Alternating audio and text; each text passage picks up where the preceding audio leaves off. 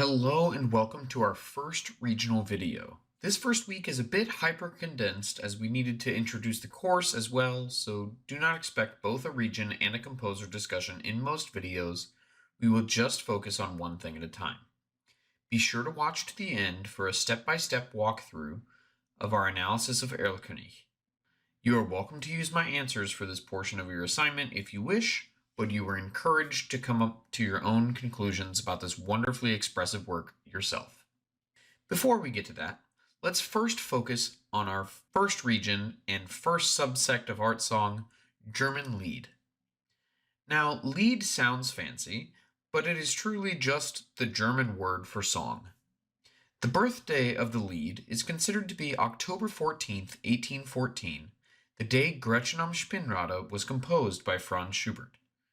The champions of high romantic Lied were Robert Schumann, Johannes Brahms, and Hugo Wolf. We will discuss Schumann and Wolf later in the course. Franz Schubert's largest contributions were through his melodies and descriptive accompaniments that exemplified the full expressive capabilities of the Lied. Robert Schumann highlighted accompaniment to a full partnership with the voice. Johannes Brahms emphasized melody and bass lines with a classic tonal plan for form lifted directly from previous eras' idiosyncrasies. Hugo Wolf exemplified sensitivity to the literature and brought the closest fusion of word and tone. German Lied has been a traditional form since the Minnesingers. The Minnesingers were poet-composers from the 12th and 13th centuries and began composing for volkstümliches Lieder, or popular songs. These songs were self-contained strophic songs that were featured in Singspiels, or a sung play that was the beginning to German opera traditions. Over 750 collections of Lieder, which is the plural form of Lied, were published during the second half of the 18th century. Johann Sebastian Bach and George Friedrich Handel composed songs but are best known for their choral and dramatic works. J.S. Bach's sons, Carl Philipp Emanuel and Johann Christian Bach, advanced Lied throughout the 18th century. Ludwig van Beethoven was seen as a transitional figure in the development of Lied as he exploited the capabilities of the new pianoforte and directly influenced Schubert. German ballads began in the late 18th century and were modeled after songs from England and Scotland. Johann Rudolf Zumsteeg wrote dramatic ballads and influenced Karl Löwe and Schubert himself. Ballads were used to widen the dramatic scope of the Lied and also indicated closer relationships between the voice and piano. Lied developed during the 19th century due to three factors: new poetry, the more expressive pianoforte, and a changing social and political climate. New poetry was led in part by Johann Wolfgang von Goethe, who wrote with freer and more expressive poetic forms. Goethe's writing had lyrical verse full of personal expression and an awareness of self not seen during the classical era. Popular romantic themes were nature, night, longing, moonlight, fantasy, and magic. Other prominent poets from this time in Germany were Heinrich Heine, Joseph von Eichendorff, Friedrich Rückert, and Eduard Mürike. The more expressive pianoforte replaced the harpsichord and clavichord pretty much immediately upon its creation. The technical and expressive possibilities expanded the Lied. As most art songs feature just the piano and voice, accompaniment contributes significantly to the overall effect. Wolfgang Amadeus Mozart's early songs are simple, doubling the voice, while his later works use piano for mood and illustration. Ludwig van Beethoven wrote from an instrumental standpoint and created the first song cycle on Die Ferne Geliebte. Schubert established a partnership between voice and piano. Robert Schumann gave duets between the voice and piano and normalized the use of preludes, interludes, and postludes to highlight the piano further to an equal partnership with the voice. Wolf wrote poems for voice and piano and showed influences from the revolutionary and controversial composer Richard Wagner. The changes in the social and political climate saw the middle class having much more power and possibility than ever before in the Romantic era. Music making accordingly centered around the middle class as women pursued cultural activities such as singing, playing piano, drawing, and painting. The middle class made keyboard music and Lied profitable. Germany's middle and lower classes for the first time had social mobility and frequently sought entertainment in theaters. Composers sought to expand the scope of the Lied and thus created the song cycle. Song cycles are groups of songs with a common poetic theme or story. This allowed composers to create a larger and more impressive work. As mentioned earlier, Beethoven created the first song cycle, titled An die ferne Geliebte. Schubert's Die schöne Müllerin and Winterreise and Schumann's Dichterliebe are examples of some 19th century song cycles. The song cycle during the 19th century quickly moved from the home into concert halls, and by the end of the 19th century, composers orchestrated cycles that were originally written for voice and piano, leading to the birth of the orchestral song cycle. Gustav Mahler's Lieder eines fahrenden Gesellen is an example of an orchestral song cycle. As public interest waned during the 20th century, the popularity of the Lied also declined. For help cementing the information here, read the first passage, pages 39 to 42, uploaded under Week 1's Content tab. And now onto our composer's focus, Franz Schubert. The Kimball passage is great for giving expressive descriptions for the songs we will focus on, so be sure to read that when it comes time. For in-depth discussion about his life and upbringing, the first portion of the Kimball and the selected section of the Schrock reading will get you some additional information that we won't cover in this video. As a reminder, a step-by-step walkthrough of the first assignment will follow this discussion, so don't go anywhere yet and watch till the end. Franz Schubert was born in Vienna, Austria in 1797 and received his early musical education from his father, a schoolteacher, who taught him violin, and his brother, who taught him piano.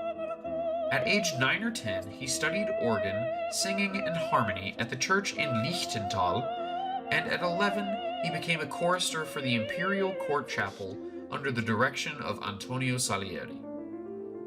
When his voice changed at 16, Schubert left the chapel choir, beginning to study to become an elementary school teacher. A year later, Schubert began teaching in his father's school and started composing. In his time, Franz Schubert wrote over 600 songs, setting texts by over 90 poets. The high romantic Lied composers discussed earlier in the video all looked to Schubert as an inspiration. He composed an incredible amount of music in the next couple of years, publishing 145 songs in 1815, along with his first 4 masses. Gretchen am Spinnrade was composed when Schubert was just 17 in the year 1814, and he composed Erlkönig in 1815. Schubert's songs were so popular during his time that there were informal private concerts held in homes of his songs specifically, known as Schubertiads. This was the German equivalent to the parlor songs in America made popular with Stephen Foster's songs, who we will discuss later in the semester. The Vienna Gesellschaft der Musikfreunde, or Society of Music Friends, presented concerts weekly of Schubert's music. In 1819, Schubert left his father's school and began teaching music to the children of Count Johann Esterházy in the neighboring country of Hungary, an incredibly important patron to the musical arts during the Romantic period. In 1822, he became seriously ill and recovered and returned to composing a year later. Unfortunately, the sickness would return in 1828 and he would die in November of that year. Schubert's songs develop and anticipate every major form of the time, strophic variation, through composed and declamatory. He produced the first great German song cycles, Die schöne Müllerin and Winterreise. In a Schubert song, the piano unifies stanzas and sets the scene. He has a plethora of tone painting figures that he uses, symbolizing nature such as water, winds, rustling leaves, and inanimate objects such as a spinning wheel, a creaky weather vane, and a babbling brook. Schubert was the first great composer of art song and looked ahead to many other Germanic composers, such as Robert Schumann. His songs were immensely popular, being the centers of several concert series and having over half of his songs published also in France by the mid 1800s. Okay, now on to the final portion of this video. Again, this will be the last super long video, everything else should be pretty quick. There are a few supplemental readings on Schubert and German Lied for you to examine to help you complete your first assignment due Wednesday, but the remainder of this video will also help by completing one of the analyses along with you. Specifically, we are going to examine Erlkönig Opus 1 D328. Make sure you have read the description in the Kimball reading about the songs before starting your analysis. I will start with notes that I took from the description about Erlkönig. This song is easily his most popular lead and led to the spread of his reputation during his lifetime and after. Most often the song is performed by a male singer, but not always. The poet is Johann Wolfgang von Goethe, and the story follows three different characters as well as a narrator, a rider on a horse, the rider's son, and the Erlkönig or Elf King. The story is based off a Danish tale about an elf woman, and Schubert evokes an ominous sound in the piano while telling us a story that feels entirely real. Each character is represented differently from a vocal standpoint. The father sings in the middle of his range, his lines being comforting and positive. The child's part sits higher and rises in pitch each time the Mein Vater text returns. The voice of the Erlking is unsettling and seeks to lure the child away from his father. The Erlking's voice can only be heard by the child and terrifies him. Schubert lends to the Erlking's menace by placing a Totentanz, or dance of death, in the piano during the Erlking's passages, and creates the sense of urgency with fast rhythms and places it in the lower registers of the piano. Incredibly impressive in its own right, this piece was also composed when Schubert was just 18 years old and while he did not have a piano to play on while composing. He read Goethe's poem aloud, scribbled it down, and went with his friends to a bar to play it.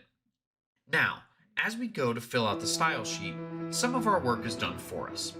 Obviously start by filling in the composer's name, dates, and country of origin.